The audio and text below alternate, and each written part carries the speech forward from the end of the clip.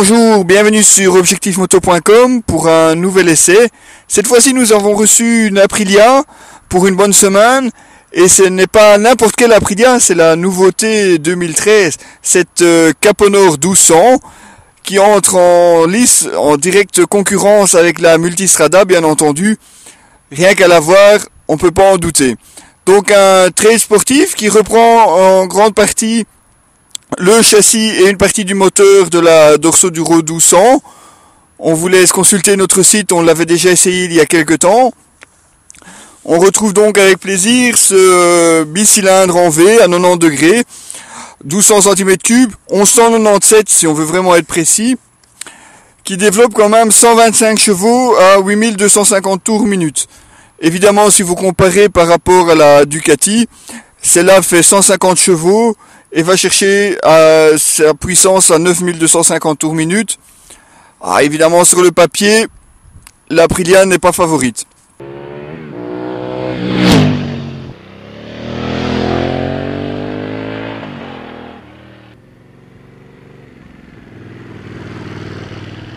Une bulle qui est ici réglable manuellement, simplement dévissée ici sur le côté et vous pouvez régler la hauteur de la bulle. Une bulle qui se montre très efficace puisqu'on peut rouler facilement à 90 km/h, visière ouverte, pas trop de perturbations dans le casque, c'est très agréable. Protection aussi pour les mains, comme vous pouvez le voir. Et alors on retrouve donc ce châssis tubulaire en acier avec une partie arrière mais qui a été renforcée évidemment pour les besoins de cette moto, puisqu'ici vous l'avez en version normale, mais vous avez également une version Travel Pack qui elle est équipée de valises à l'arrière. Donc pour le surpoids évidemment le cadre a été renforcé.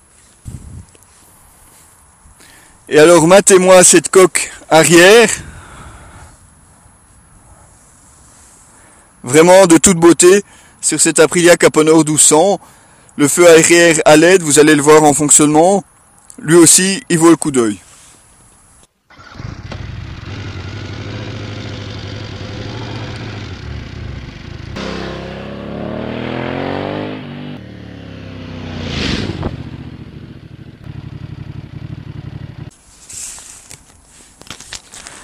Un gros plan sur cette fourche inversée, une 43 mm, réglable bien entendu en compression et en détente.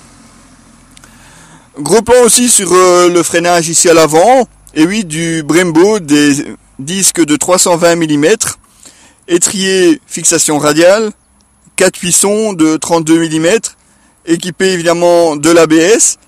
Notons qu'à l'arrière on retrouve un 240 mm avec un seul piston, mais un freinage qui freine très très bien, pas trop brutal, ce qui est très intéressant évidemment en usage routier, mais qui a malgré tout vraiment de la bonne puissance.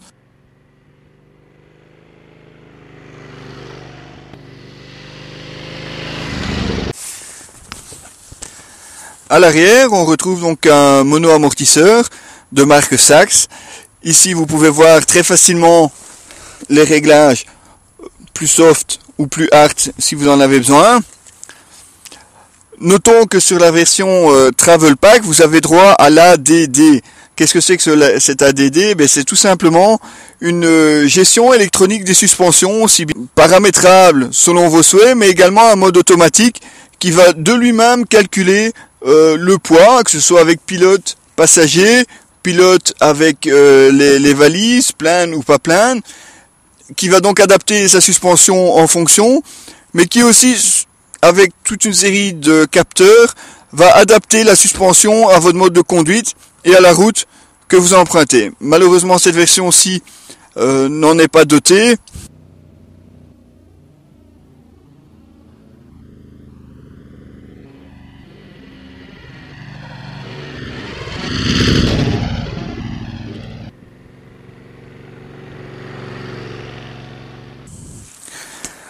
Pas de remarque non plus sur cette selle qui est ici à 840 mm. Et oui, c'est un petit peu haut pour certains. Ça risque de poser problème si vous souhaitez poser les deux pieds au sol. De notre côté, aucun problème de ce côté-là. Il faut toutefois bien savoir tenir quand même le poids de la moto, 214 kg à sec, 228 kg pour la version Travel, et oui, une fois de plus, on est au-dessus des poids annoncés pour la Ducati Multistrada, mais comme cette Aprilia ne semble pas très lourde, peut-être les manœuvres à l'arrêt évidemment, mais une fois en route, cette moto se montre très maniable, ceci sûrement grâce à son très grand guidon, on va le voir juste après.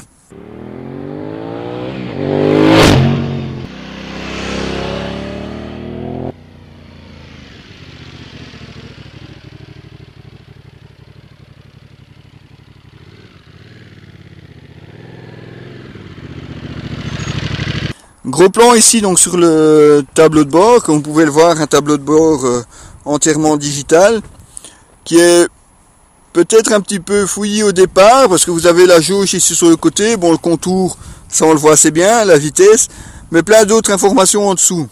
Pourquoi? Parce qu'ici vous avez droit à 3 cartographies, Touring, Sport ou Rain, donc le mode pluie, qui lui va limiter la puissance de la moto à 100 chevaux et qui va délivrer le couple de façon plus douce, justement pour les sols plus glissants et savoir maîtriser la moto plus facilement. Un mode Touring qui lui à la limite pourrait largement suffire. Il y a largement du répondant sous la poignée. En parlant de poignée, c'est un ride by wire, une technologie sur laquelle Aprilia travaille depuis déjà un moment. Donc revenons à ce tableau de bord.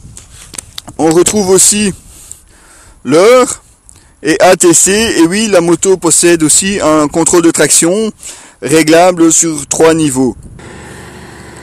Donc en mode 2, en sortie de virage, si vous ouvrez vraiment en grand l'accélérateur, le twin est tellement puissant qu'il laisse dériver un tout petit peu la roue arrière. C'est surprenant au début, mais après on s'y fait, et à la limite, on s'en amuse, et on va justement chercher ce petit dérobade de l'arrière que de toute façon l'électronique va rapidement contrôler.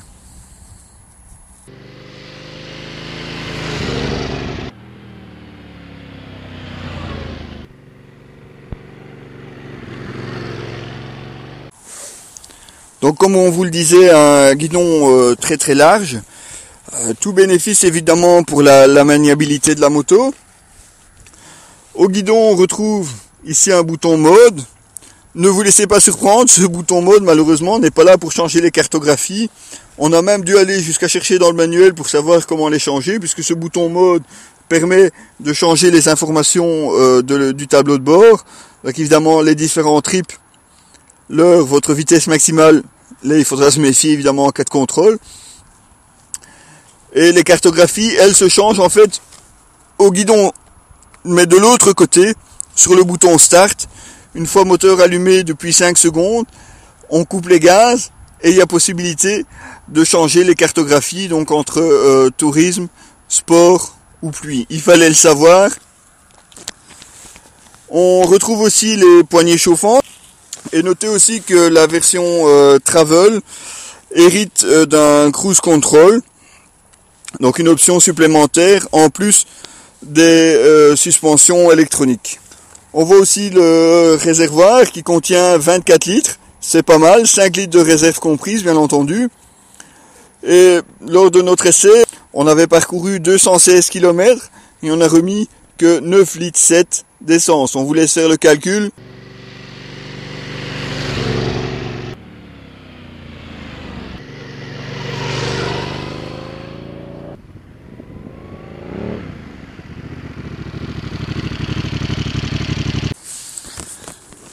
Donc à l'usage, eh bien le twin se montre malgré tout assez rugueux en bas. Il faut facilement rouler au-dessus des 3500 tours minute, ce qui oblige malheureusement à utiliser assez fréquemment la boîte de vitesse, qui elle heureusement ne souffre d'aucune critique. Une boîte très rapide, précise. On n'a jamais eu lors de notre essai un seul faux passage ou point mort. Donc de ce côté-là, pas de reproche, mais évidemment twin oblige, et qui est assez rugueux en bas, il faut vraiment l'avouer. C'est un petit peu embêtant, impossible par exemple de passer à 50 km/h en restant en 6e. Vous serez obligé de redescendre un, voire deux rapports. Le contrôle de traction veille au grain, mais la puissance est là, ça a de la pêche, ça pousse très très fort. Le carénage en plus vous protège assez bien, la bulle aussi. Méfiez-vous, gardez un œil sur votre compteur. On est très très vite au-dessus des limitations autorisées en Belgique. On ne se sent pas vraiment enroulé. Et la moto, elle en redemande. Il suffit de tourner la poignée. Vous passerez les 200 km/h à mon avis sans aucun problème.